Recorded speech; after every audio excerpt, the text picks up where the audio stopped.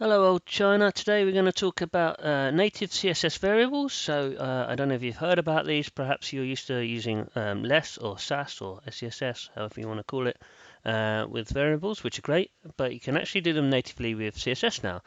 So today that's what I'm going to talk about. Before I start, please subscribe to my channel. It helps to motivate me to make more videos and give me some feedback if you like it, if you don't like it, if there's stuff you want to know, just stick it in the comments.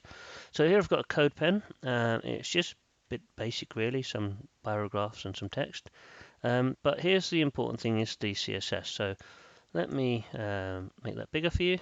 We don't worry about JavaScript. So we always start with this colon and then root. And then we have our opening parentheses. And the way we create a variable is dash dash variable name colon. And then in this case I've just put the value I want, which is an RGB value.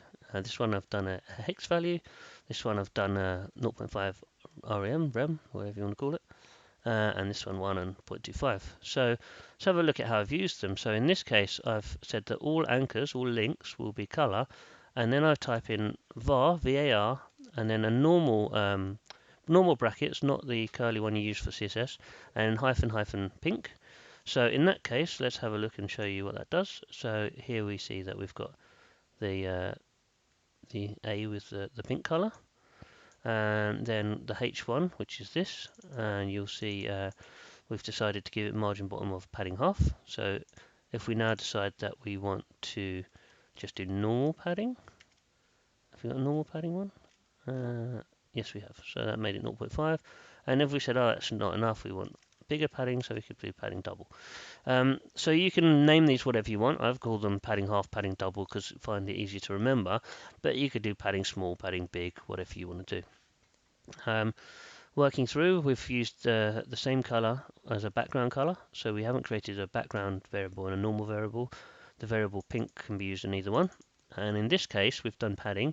So we've used a variable and a variable again. So that would be the equivalent of writing 0.5 rem, 1 rem or something like that.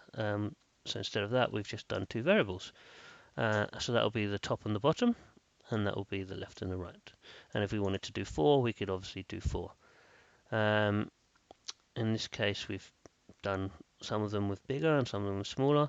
In this case, we've got a H3, so if we find that, the H3, it's got pink, and then we've done a H4 with a background color pink, and then we've done pink light. So if you look, sometimes we would do that as white, but sometimes having it just as an off-white linked to the color it's on top of can be kind of a nice effect. And again, we've done the padding on that one just to give it some spacing around it so that it doesn't butt up against the side with the background text, color and that. So just to show you overall how we've done that, it's nothing complicated really. But the point is, if we are going to start coding in teams or anything like that, it's far nicer to use these variables because, for example, here we've got pink dark and pink light. We might find in a team that they say, oh, we need a darker pink, it doesn't stand out enough on this color. It's too light and that's causing an accessibility problem, perhaps there's not enough contrast. Well, a lot of the time you would find that you would just pick a sort of a pink that you think is dark enough, but by doing that you could end up with 10, 12, 15, 20 different pinks which you may not want. So in doing it this way, you make it a lot easier to say, right, we're going to predefine some pinks that are dark and light. We're going to predefine stuff that will stand off on backgrounds and then we can, we can use this color scheme and this padding scheme. So quite often I would do this padding double, padding half. I would often do margin padding, margin half, but if I wasn't going to, I could use this padding value for margin anyway. It's just called padding. If you look at Tailwind CSS, it's got this great little color scheme. So they've got the greys and they've got a slight hint of blue in there, which is nice. But they've got all of the other colors as well. So if you can imagine predefining all of these colors in this way at the beginning of a project, then you know that your team is not going to start making up their own colors and they've got enough variety to go with.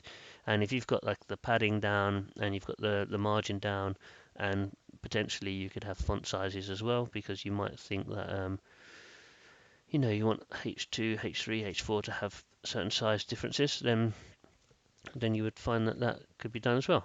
And you can Mix and match these things. So I hope that helps you. I hope you guys start using the CSS variables. You can also do it in SCSS, of course. It's been around for a while. It's not really necessary anymore with the CSS version.